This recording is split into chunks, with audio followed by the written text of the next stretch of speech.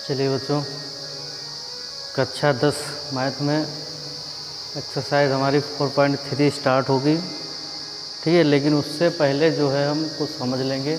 हालांकि पूर्ण वर्ग बना के जो है हमको समीकरण को हल करना है और द्विघाती सूत्र से भी हल करना पड़ेगा, जिसे श्रीधराचार्य जी का फार्मूला भी कहते हैं। लेकिन उससे पहले हम मूलों की प्रकृति या मूलों का अस्तित्व है कि नहीं है, इसके बारे में पहले हम देख लेंगे। उसके बाद में सब एक्सरसाइज करेंगे। ठीक है, क्योंकि ये बार बार इसमें आएगा तो इसको हम पहले बता दे रहे हैं। ठीक, और जो हम यहाँ पे बताएंगे समझाएंगे उसको जो है हम ग्रुप पे रिटन में भेज देंगे और लिख लेना वहाँ से। ठीक, फेर पे नोट कर लेना। देखो, किसी भी द्विघात समीकरण को यानी उनका मूल निकालने से पहले, मूल निकालने का मतलब सीधा मतलब समझो कि x का मान निकालने के पहले जो होगा हम ये पता कर सकते हैं कि क्या उस x के मान या मूल निकलेंगे कि नहीं निकलेंगे।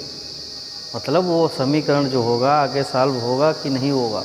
तो कहने का मतलब कि उस समीकरण का कुछ, उन मूलों का कुछ अस्तित्व है, उन समझे कि नहीं। मतलब उसको हम पहले ही पता कर सकते हैं कि हम समीकरण को हल कर सकते हैं कि नहीं। मतलब सीधा समझा, मतलब समझिए कि समीकरण हल होगी कि नहीं होगी, आगे x के मान या मूल निकलेंगे कि नहीं निकलेंगे। तो इसको जो है हम कैसे पता कर सकते हैं, यानी इनका अस्तित्व है कि नहीं है, कि मूलों की प्रकृति क्या है।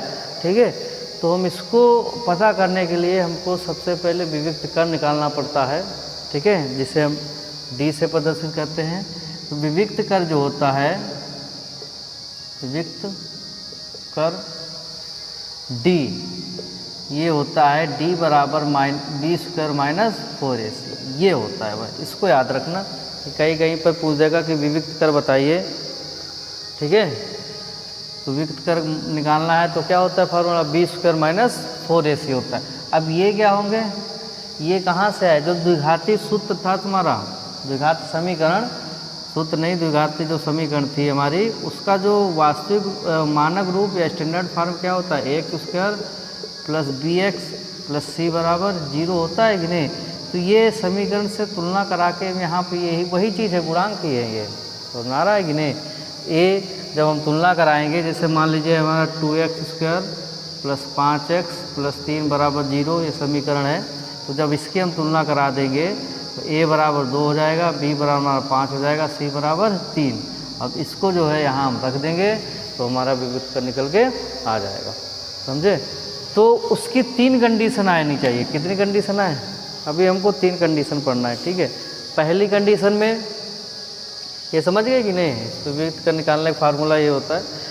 पहली कंडीशन में जो है हमको जो विविक्त कर है यानी d जो है हमारा अगर 0 से बड़ा आ गया, 0 से बड़ा आ गया, मतलब कहने का मतलब जैसे d बराबर मान लो 5 निकला या d बराबर 25 निकला।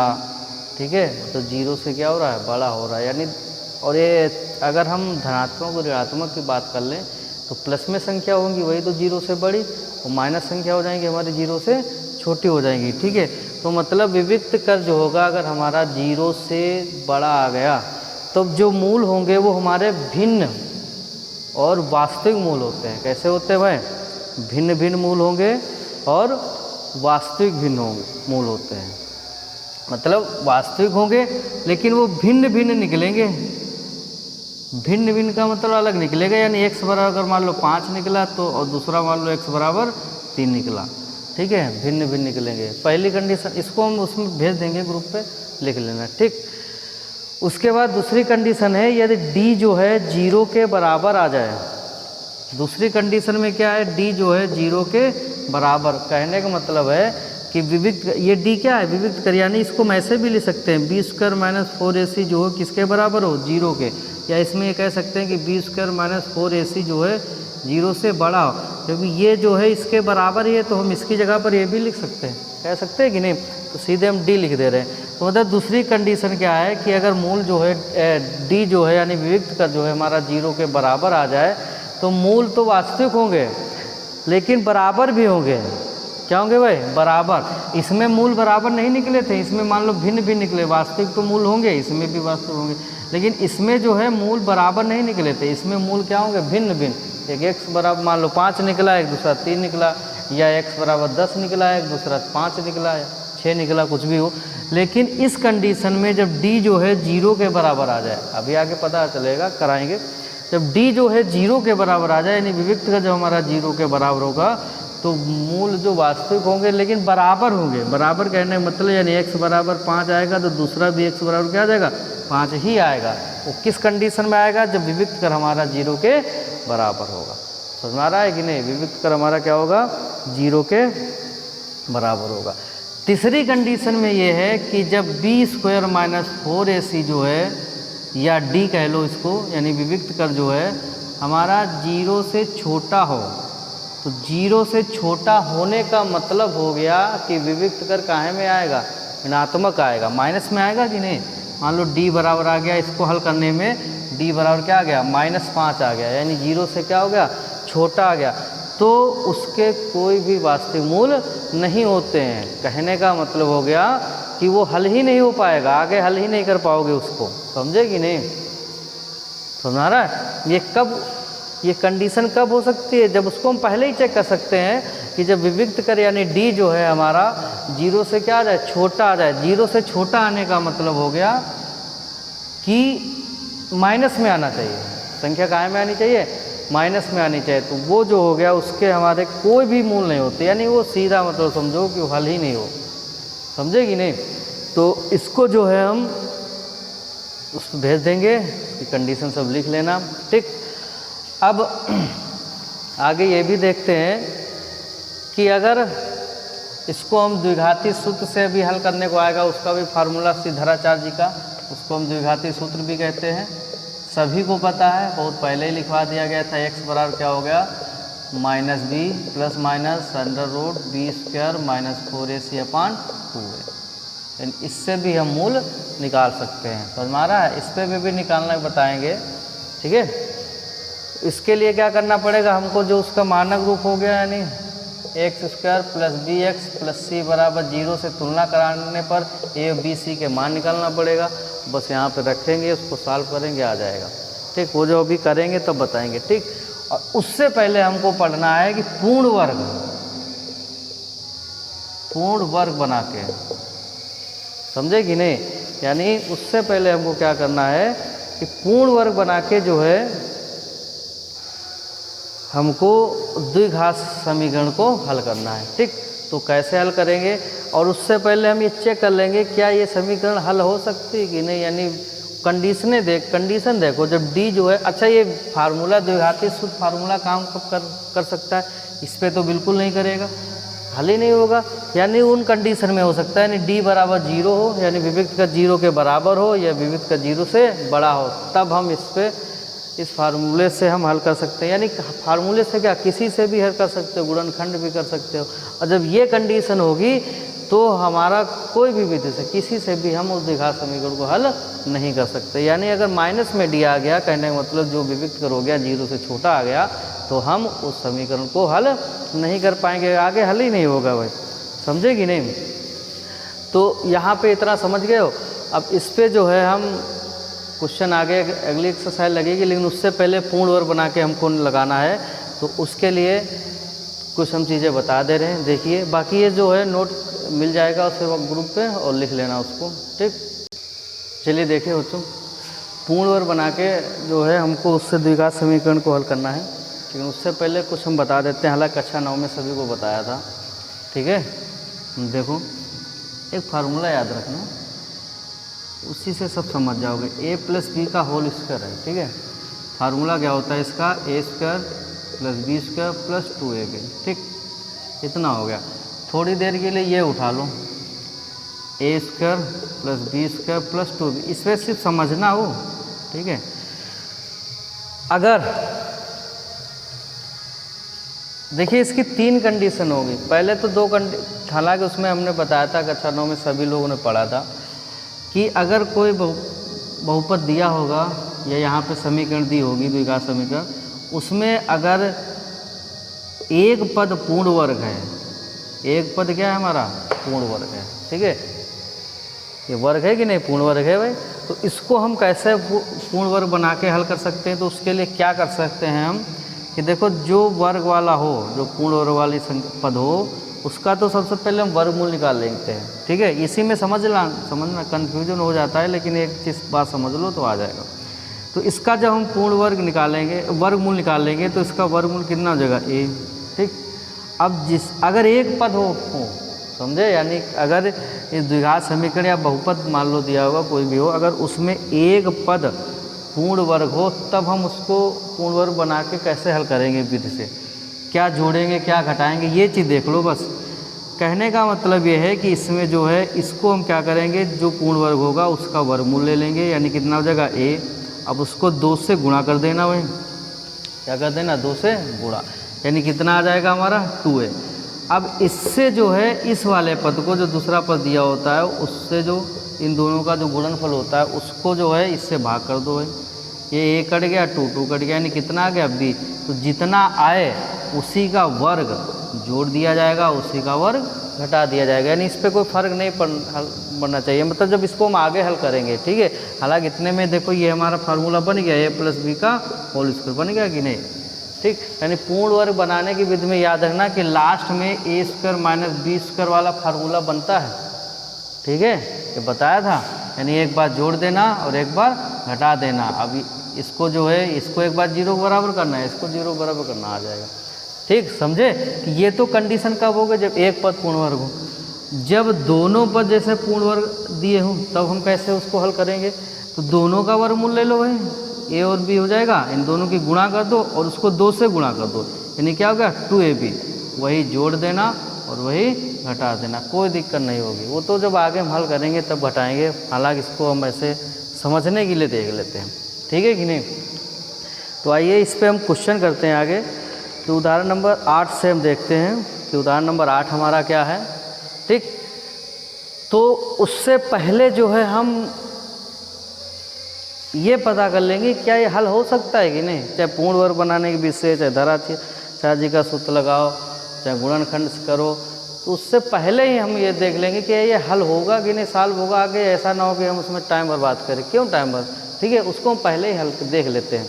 ठीक, तो कैसे देखेंगे, तो सबसे पहले हम क्वेश्चन नोट करते हैं। देखिए, चलिए देखिए, ये क्वेश्चन हमने लिख दिया है। ठीक है, थोड़ा दिक्कत हो रही है आवाज़ में, इधर थोड़ा बाहरी आवाज़ आ रही होगी, कोई दिक्कत नहीं, समझिए बस। पूर्ण वर्ग बनाने के विशेष समीकरण को हमको हल करना है, इसके मूल निकालने। ठीक, तो सबसे पहले तो हम ये चेक कर लें इनके मूलों का अस्तित्व है कि नहीं, मतलब हल हो सकते हैं कि नहीं। हालांकि उसको हम करेंगे, लेकिन देखिए पहले, यानी क्या करेंगे हम, इस समीकरण को लिख लें पहले। समीकरण को लिख लिया, इसके बाद इसका जो मानक रूप है उससे हम तुलना करा दें। क्या करा लोगे, तुलना कराओ, यानी a बराबर हो गया हमारा 5 और b बराबर हो गया माइनस से, माइनस से जरूर लिया जाएगा, c बराबर क्या हो जाएगा -2। यानी उसके लिए हमको विविक्त कर निकालना पड़ेगा d जो हो गया b² - 4ac, यही होता है फार्मूला। तो b कितना है हमारा -6 का स्क्वायर हो गया, -4 गुणा a कितना है 5 और c कितना है -2 हो जाएगा। तो कितना हो जाएगा 36 और माइनस प्लस 5 × 20 दूनी 40। इसको जोड़ दो, कितना आ गया 76 आ गया। यानी d देखिए, d जो है हमारा, यानी विविक्त कर जो हो गया हमारा प्लस में आ रहा है, धनात्मक आने का मतलब हो गया ये हमारा 0 से क्या है भाई, बड़ा है, बड़ा है कि नहीं। तो मतलब इसके मूल हैं, निकल सकते हैं। कैसे होंगे, वास्तविक होंगे, लेकिन क्या निकलेंगे भाई, भिन्न भिन्न निकलेंगे। अगर मूलों की प्रकल्प लिखना हो या उनका अस्तित्व होगा कि नहीं होगा, ये विविक्त कर निकालने के बाद ही हम पता कर सकते हैं सब कुछ, वैसे नहीं पता कर पाएंगे। ठीक, तो देखिए इसको, इस पे हम ये क्वेश्चन करते हैं, यानी इसको हम हल कर सकते हैं। ठीक है, चलिए देखिए, तो क्या करेंगे इसमें, देखिए ये हमने यहाँ पे क्वेश्चन निकाल लिया, यहाँ पे हल डालिए। ये हो गया हमारा 5x² - 6x - 2 बराबर 0। तो इसमें देखो जो द्विघात समीकरण दी हुई है उसमें पूर्ण वर्ग संख्या है 1 है, हमने बताया था। ठीक है, जब 1 हो तो उसका वर्गमूल लो और उसको 2 से गुणा करो, इसको भाग और इस वाले को उससे भाग करना है, फिर उसी का उतना ही जोड़ दो, उतना ही घटा दो, बस कोई दिक्कत नहीं। फिर आगे सॉल्व करो, और ए वर्ग माइनस बी वर्ग लास्ट में बनना चाहिए इसको हल करने के लिए। तो देखो ये तो वर्ग है एक्स स्क्वायर, लेकिन उसका जो गुणांक है 5, ये पूर्ण वर्ग नहीं है भाई, है नहीं है।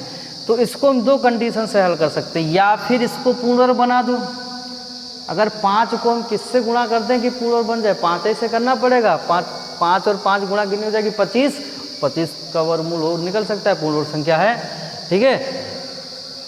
या फिर यहाँ से 5 इसको ही गायब कर दो, या फिर 5 से क्या कर दो, भाग कर दो। जब 5 से भाग कर दोगे तो बच जाएगा हमारा एक्स स्क्वायर माइनस 6x/5 हो जाएगा, माइनस 2/5 बराबर 0, ये हो जाएगा, तब हल कर सकते हैं, ठीक। या फिर इसको हम 5 से जब गुणा करेंगे तो ये 25x स्क्वायर हो जाएगा, माइनस 30x हो जाएगा, माइनस 10 बराबर 0, तब हल कर सकते हैं। दोनों का सेम ही प्रोसेस है, आंसर वही आएगा, ठीक है। तो हम इसको गुणा करते हैं, इसको हम पूर्ण वर्ग बना देते हैं। तो इसमें लिखेंगे इस समीकरण को, द्विघात समीकरण को 5 से गुणा करने पर, तो 5 से गुणा कर लो पहले, 25x स्क्वायर हो जाएगा, माइनस 30x हो जाएगा, माइनस 10 बराबर 5 और 0 गुणा 0, हो गया कि नहीं, ठीक। कोई दिक्कत, या फिर भाग कर लो या फिर गुणा से हल कर लो, ठीक।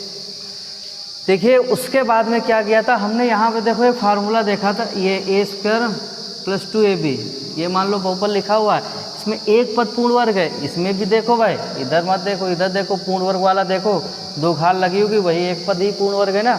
क्या किया था हमने, इसका वर्गमूल ले लिया था, ए आया था, इसका वर्गमूल ले लो, गुणांक का वर्गमूल लो, इसका लो, यानी कितना आ जाएगा 25 का कितना होगा 5, और एक्स स्क्वायर का वर्गमूल x। फिर हमने क्या किया था, इसमें 2 से गुणा की थी, इसमें भी भाई 2 से गुणा करो, कितना हो जाएगा 10x हो जाएगा, ये हो गया था हमारा 2a। हमने क्या किया था, इस वाले को जो इनका दोनों का गुणनफल है उसको जो है हमने इससे भाग कर दिया था, किया था कि नहीं, यानी 2ab को अगर 2a से भाग करोगे ये कट गया, कितना आ जाएगा b। सेम प्रोसेस भाई, ये देखो 30x है, इसको क्या करेंगे 10x से भाग कर देंगे, कितना आ जाएगा हमारा 3 आ जाएगा।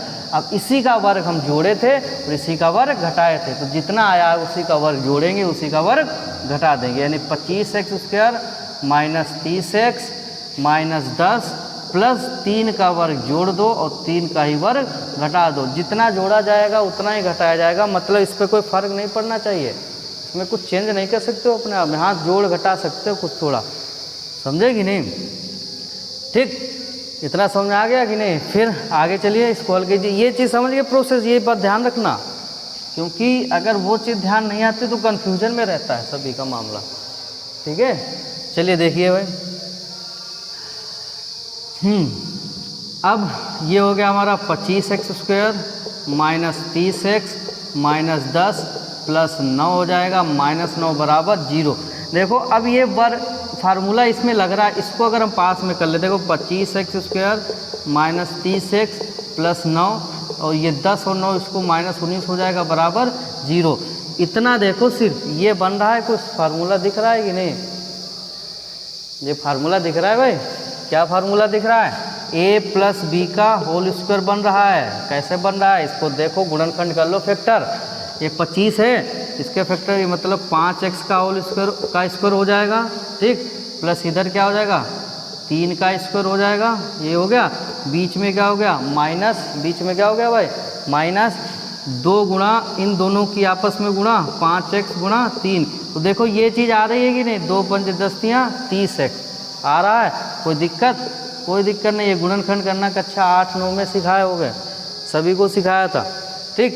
तो ये क्या फार्मूला बन गया, फिर हमने बताया था जिनका वर्ग की हो उनको ही लिख लो एक ब्रैकेट में एक तरफ, साइन यहाँ पे चिन्ह कौन सा आएगा, जो यहाँ पे होगा -2ab हो तो माइनस आएगा, प्लस 2b हो तो प्लस आएगा, तो यहाँ माइनस है, माइनस आ गया, इसका क्या कर दो वर्ग, यानी ये जो है इसका फार्मूला है कि नहीं, ये माइनस बी का होल स्क्वायर लग रहा है कि नहीं, -19 इसका वर्ग करो, ये किसका वर्ग होता है, इसका वर्ग करोगे यानी √19 का वर्ग कितना हो जाएगा 19, इसको ऐसे लिख सकते हो कि नहीं, इसको वर्ग में बनाने, ये देखो बराबर 0 बन गया।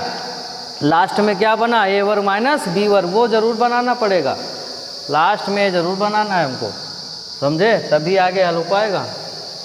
तो इतना तो समझ में आ गया, यहाँ पे कहाँ पे जहाँ पे दिक्कत हो समझ लेना। फिर एक बार बता देते हैं, इसको पूर्ण वर्ग देखो ये तो है एक्स स्क्वायर, लेकिन उसके साथ जो गुणांक है वो हमारा पूर्ण वर्ग नहीं है, तो इसको पूर्ण वर्ग बनाएंगे या फिर 5 से भाग कर दो तो 1 आएगा गुणांक, 1 का वर्ग तो 1 ही, उसका वर्गमूल भी लोगे उतने, तो या फिर इसको 5 से ही गुणा कर दो यानी 25 हो जाएगा, हमने 5 से गुणा कर दी।